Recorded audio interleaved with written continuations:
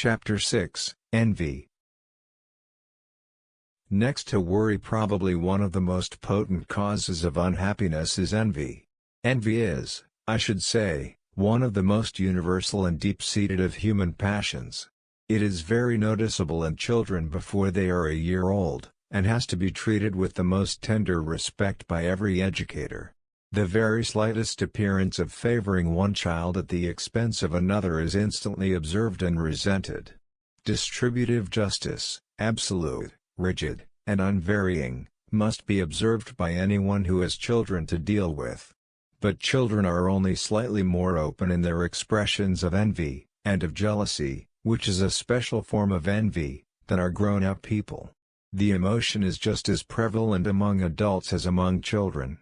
Take, for example, maidservants. I remember when one of our maids, who was a married woman, became pregnant, and we said that she was not to be expected to lift heavy weights. The instant result was that none of the others would lift heavy weights, and any work of that sort that needed doing we had to do ourselves.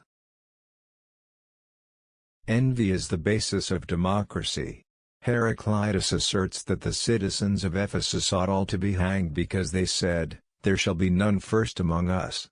The democratic movement in Greek states must have been almost wholly inspired by this passion. And the same is true of modern democracy. There is, it is true, an idealistic theory according to which democracy is the best form of government. I think myself that this theory is true.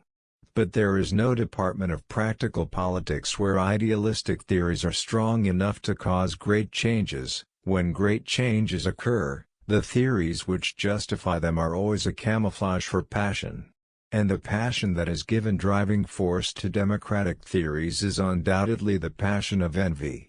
Read the memoirs of Madame Roland, who is frequently represented as a noble woman inspired by devotion to the people. You will find that what made her such a vehement democrat was the experience of being shown into the servants' hall when she had occasion to visit an aristocratic chateau. Among average respectable women, envy plays an extraordinarily large part. If you are sitting in the underground and a well-dressed woman happens to walk along the car, watch the eyes of the other women. You will see that every one of them, with the possible exception of those who are better dressed, will watch the woman with malevolent glances, and will be struggling to draw inferences derogatory to her. The love of scandal is an expression of this general malevolence. Any story against another woman is instantly believed, even on the flimsiest evidence. A lofty morality serves the same purpose. Those who have a chance to sin against it are envied, and it is considered virtuous to punish them for their sins. This particular form of virtue is certainly its own reward. Exactly the same thing, however, is to be observed among men, except that women regard all other women as their competitors, whereas men as a rule only have this feeling towards other men in the same profession. Have you, reader, ever been so imprudent as to praise an artist to another artist? Have you ever praised a politician to another politician of the same party? Have you ever praised an Egyptologist to another Egyptologist? If you have, it is 100 to 1 that you will have produced an explosion of jealousy. In the correspondence of Leibniz and Huygens there are a number of letters lamenting the supposed fact that Newton had become insane. Is it not sad, they write to each other, that the incomparable genius of Mr. Newton should have become overclouded by the loss of reason? And these two eminent men, in one letter after another, wept crocodile tears with obvious relish. As a matter of fact, the event which they were hypocritically lamenting had not taken place, though a few examples of eccentric behavior had given rise to the rumor. Of all the characteristics of ordinary human nature, envy is the most unfortunate. Not only does the envious person wish to inflict misfortune and do so whenever he can with impunity, but he is also himself rendered unhappy by envy. Instead of deriving pleasure from what he has, he derives pain from what others have. If he can, he deprives others of their advantages, which to him is as desirable as it would be to secure the same advantages himself. If this passion is allowed to run riot, it becomes fatal to all excellence, and even to the most useful exercise of exceptional skill. Why should a medical man go to see his patients in a car when the laborer has to walk to his work? Why should the scientific investigator be allowed to spend his time in a warm room when others have to face the inclemency of the elements? Why should a man who possesses some rare talent of great importance to the world be saved from the drudgery of his own housework? To such questions envy finds no answer. Fortunately, however, there is in human nature a compensating passion, namely that of admiration. Whoever wishes to increase human happiness must wish to increase admiration and to diminish envy. What cure is there for envy? For the saint there is the cure of selflessness, though even in the case of saints envy of other saints is by no means impossible. I doubt whether Saint Simeon Stylites would have been wholly pleased if he had learnt of some other saint who had stood even longer on an even narrower pillar. But, leaving saints out of account, the only cure for envy in the case of ordinary men and women is happiness, and the difficulty is that envy is itself a terrible obstacle to happiness. I think envy is immensely promoted by misfortunes in childhood. The child who finds a brother or sister preferred before himself acquires the habit of envy, and when he goes out into the world looks for injustices of which he is the victim, perceives them at once if they occur, and imagines them if they do not. Such a man is inevitably unhappy, and becomes a nuisance to his friends, who cannot be always remembering to avoid imaginary slights. Having begun by believing that no one likes him, he at last by his behavior makes his belief true. Another misfortune in childhood which has the same result is to have parents without much parental feeling. Without having an unduly favored brother or sister, a child may perceive that the children in other families are more loved by their mother and father than he is. This will cause him to hate the other children and his own parents, and when he grows up he will feel himself an Ishmael. Some kinds of happiness are everyone's natural birthright, and to be deprived of them is almost inevitably to become warped and embittered.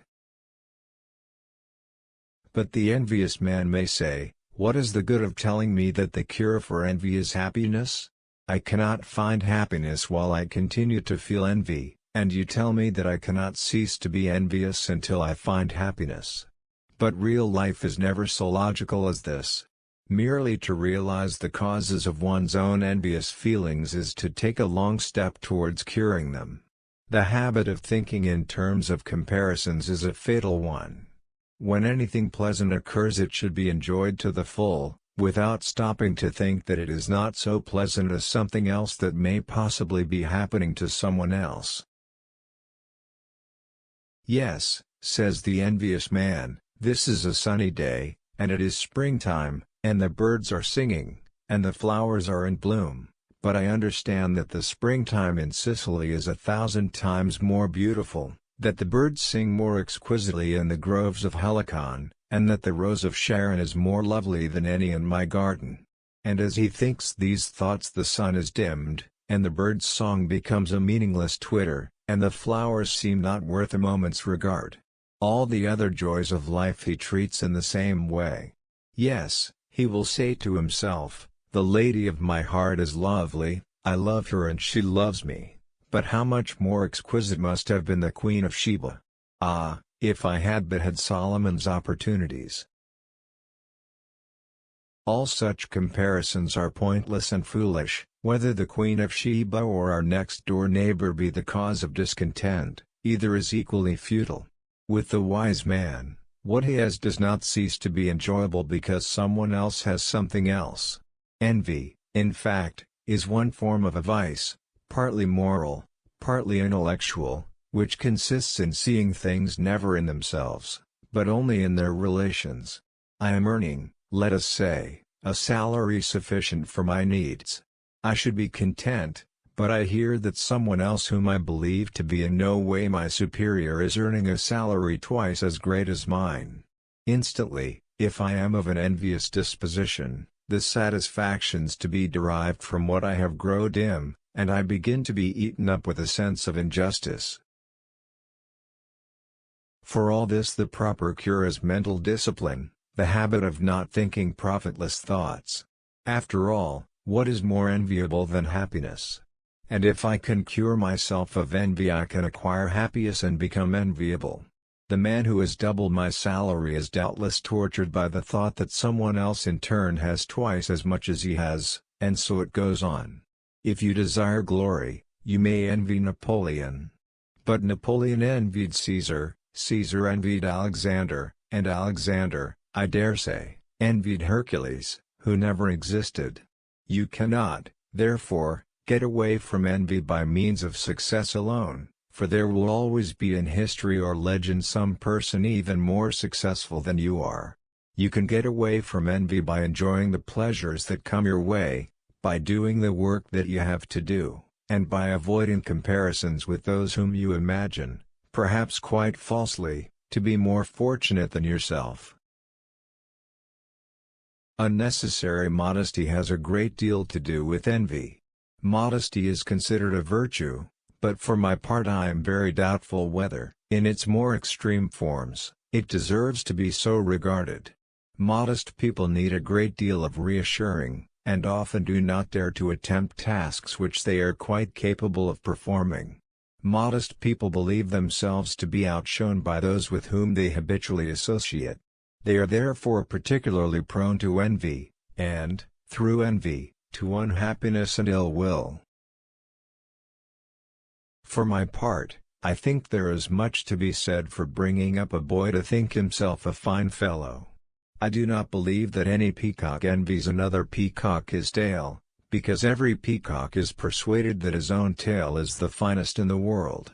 The consequence of this is that peacocks are peaceable birds. Imagine how unhappy the life of a peacock would be if he had been taught that it is wicked to have a good opinion of oneself. Whenever he saw another peacock spreading out his tail, he would say to himself,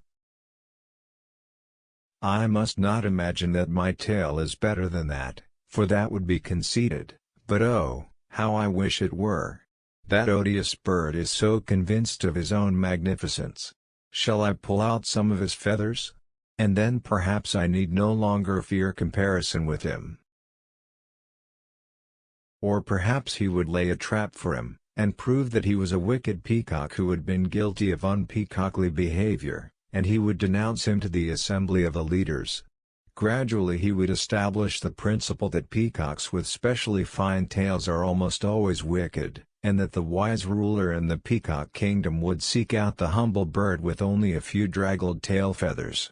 Having got this principle accepted, he would get all the finest birds put to death, and in the end a really splendid tail will become only a dim memory of the past. Such is the victory of envy masquerading as morality. But where every peacock thinks himself more splendid than any of the others, there is no need for all this repression. Each peacock expects to win the first prize in the competition, and each, because he values his own peahen, believes that he has done so. Envy is, of course, closely connected with competition. We do not envy a good fortune which we conceive as quite hopelessly out of our reach. In an age when the social hierarchy is fixed, the lowest classes do not envy the upper classes so long as the division between rich and poor is thought to be ordained by God. Beggars do not envy millionaires, though of course they will envy other beggars who are more successful. The instability of social status in the modern world, and the equalitarian doctrine of democracy and socialism, have greatly extended the range of envy. For the moment this is an evil, but it is an evil which must be endured in order to arrive at a more just social system.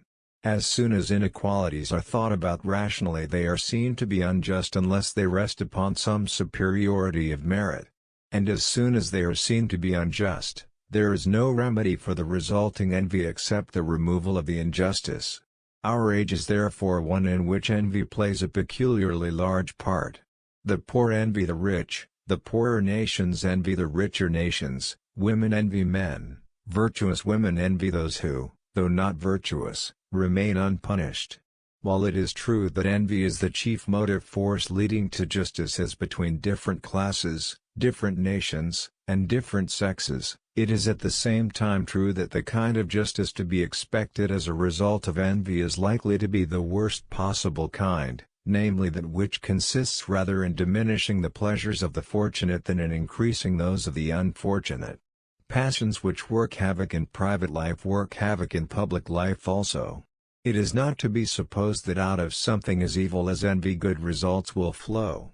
Those, therefore, who from idealistic reasons desire profound changes in our social system, and a great increase of social justice, must hope that other forces than envy will be instrumental in bringing the changes about. All bad things are interconnected, and any one of them is liable to be the cause of any other. More particularly, fatigue is a very frequent cause of envy. When a man feels inadequate to the work he has to do, he feels a general discontent which is exceedingly liable to take the form of envy towards those whose work is less exacting. One of the ways of diminishing envy, therefore, is to diminish fatigue. But by far the most important thing is to secure a life which is satisfying to instinct. Much envy that seems purely professional really has a sexual source. A man who is happy in his marriage and his children is not likely to feel much envy of other men because of their greater wealth or success, so long as he has enough to bring up his children in what he feels to be the right way. The essentials of human happiness are simple, so simple that sophisticated people cannot bring themselves to admit what it is they really lack. The women we spoke of earlier who look with envy on every well-dressed woman are, one may be sure, not happy in their instinctive life. Instinctive happiness is rare in the English-speaking world, especially among women. Civilization in this respect appears to have gone astray. If there is to be less envy, means must be found for remedying this state of affairs, and if no such means are found, our civilization is in danger of going down to destruction in an orgy of hatred. In old days people only envied their neighbors, because they knew little about anyone else. Now through education and the press they know much in an abstract way about large classes of mankind of whom no single individual is among their acquaintance. Through the movies they think they know how the rich live. Through the newspapers they know much of the wickedness of foreign nations, through propaganda they know of the nefarious practices of all whose skin has a pigmentation different from their own. Yellows hate whites, whites hate blacks, and so on.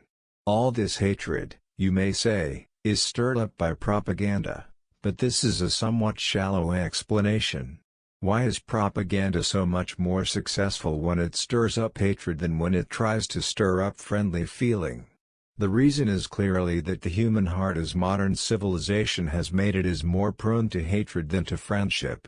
And it is prone to hatred because it is dissatisfied, because it feels deeply, perhaps even unconsciously, that it has somehow missed the meaning of life, that perhaps others, but not we ourselves, have secured the good things which nature offers man's enjoyment.